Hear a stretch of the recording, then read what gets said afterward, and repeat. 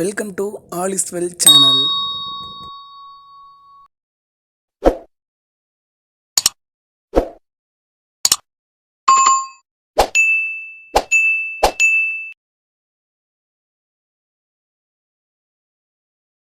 இன்றைக்கி என்ன பார்க்க போகிறோம்னா, எடுத்துக்காட்டு 1.7 பின்வரும் விகிதமுறு எண்களை ஏறு வரிசை மற்றும் இறங்கு வரிசையில் எழுதுக.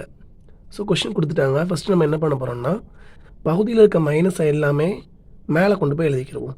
ஸோ ஃபஸ்ட்டு இருக்க நம்பர் -3/5.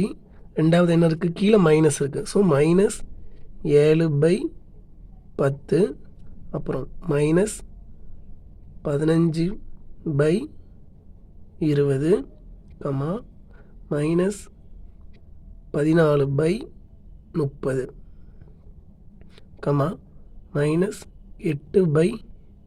-8/15. இதுக்கு முன்னாடி நம்ம என்ன பார்த்துருக்கோம்னா, இரண்டு விகிதமுறு எண்கள் கொடுத்துருந்தாங்கன்னா பெரியது எது சிறியதுன்னு கண்டுபிடிக்கிறதுக்கு முன்னாடி எடுத்துக்காட்டு பார்த்துருக்கோம். அதுக்கு என்ன பண்ணோம்னா, ஃபஸ்ட்டு பகுதி ரெண்டுமே ஒரே நம்பராக வர மாதிரி மாற்றணும். அதுக்கு மீச்சியமாக எடுத்து பண்ணோம். இங்கேயும் அதே தான். இங்கே நமக்கு 5 விகிதமுறு எண்கள் இருக்குது. 5ஓட பகுதியையும் எடுத்து நம்ம மீச்சியமாக கண்டுபிடிப்போம். ஸோ என்னெல்லாம் இருக்குன்னா 5, 10, 20, 30, 15 இருக்குது. இதுக்கு நம்ம மீச்சியமாக கண்டுபிடிக்க போகிறோம். ஃபஸ்ட்டு 5ஆல் பண்ணுவோம். 5ல் ஒரு 5 இருக்குது. 10ல் 2 10, 20 அடுத்துருக்கு. 4 20, 30ல் எத்தனை 5 இருக்குது, 6 30, 15ல் 3 15. திரும்ப 2ஆல் பண்ணுவோம். ஸோ 1, 2ல் ஒரு 2 இருக்குது. 4ல் 2 இருக்குது. 6ல் 3 2 இருக்குது. 3ல் ஒன்றுமே பண்ண முடியாது. ஸோ 3 அப்படியே வச்சுக்கிட்டாச்சு. திரும்ப 2ஆல் 1 1, 2ல் ஒரு 2 இருக்குது. 3 அப்படியே வச்சுக்கிட்டோம். திரும்ப 3ஆல் பண்ணுறோம். ஸோ 1 1 1, ஒரு 3 ஒரு 3 முடிஞ்சிட்டு.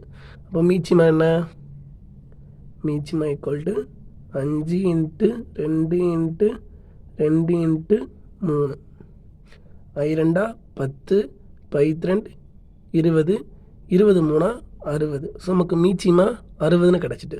இப்போ ஒவ்வொரு நம்பரோட பகுதியையும் 60ஆக மாற்றணும். ஃபஸ்ட் நம்பருக்கு நமக்கு என்ன இருக்குது, ஃபஸ்ட் நம்பர் நமக்கு -3/5 இருக்குது. ஸோ இதோட பகுதியை இப்போ 60ஆக மாற்றணும். ஸோ 5 இதால் பெருக்குனா 60ஆக மாறும். 5 12ஆல் பெருக்குனா 60ஆக மாறும். ஸோ மேலேயும் 12ஆல் பெருக்கிறோம், கீழேயும் 12ஆல் பெருக்கிறோம். என்ன கிடைக்கும் நமக்கு, 3 12 36. ஒரு மைனஸ் இருக்கிறதுனால -36/5 12 60. ரெண்டாவது என்ன இருக்குது, நமக்கு -7/10 இருக்குது. ஸோ 10 6ஆல் பெருக்குனா 60 கிடைக்கும். ஸோ கீழே 6ஆல் பெருக்கிறோம், மேலேயும் 6ஆல் பெருக்கிறோம். 7 42, முன்னாடி ஒரு மைனஸ், கீழே 5 60. ஸோ அடுத்து என்ன இருக்குது, -15/20 இருக்குது.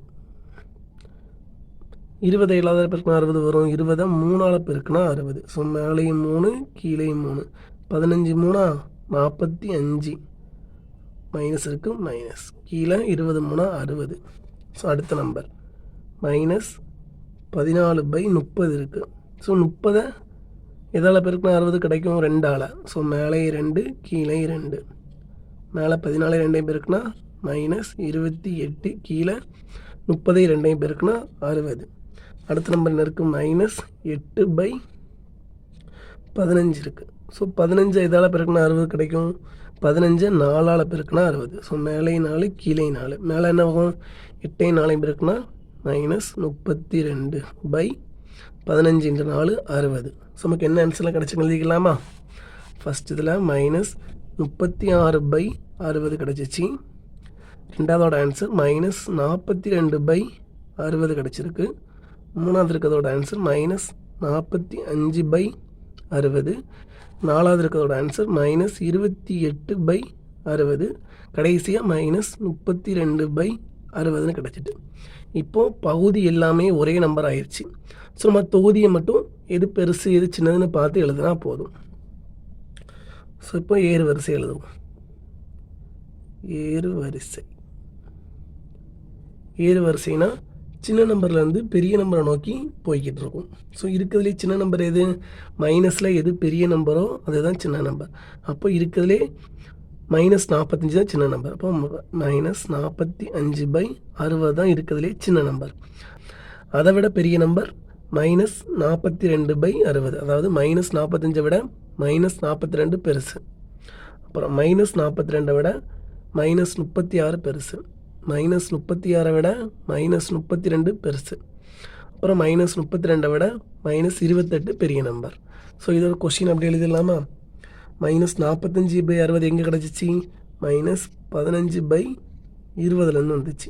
-42/60 எங்கே இருந்துச்சு? 7/-10லேருந்து வந்துச்சு. அப்புறம் -36/60 எங்கேருந்து வந்துச்சு?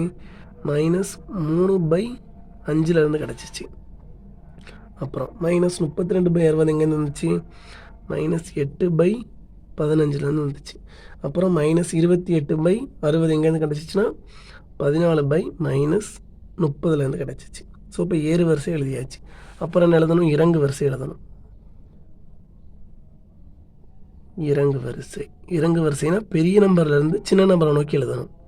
ஸோ இருக்கிறதுலே பெரிய நம்பர் -28/60 தான் பெரிய நம்பர். அப்போ அப்படியே இந்த ஆன்சரை ரிவர்ஸில் எழுதிடுவோம்.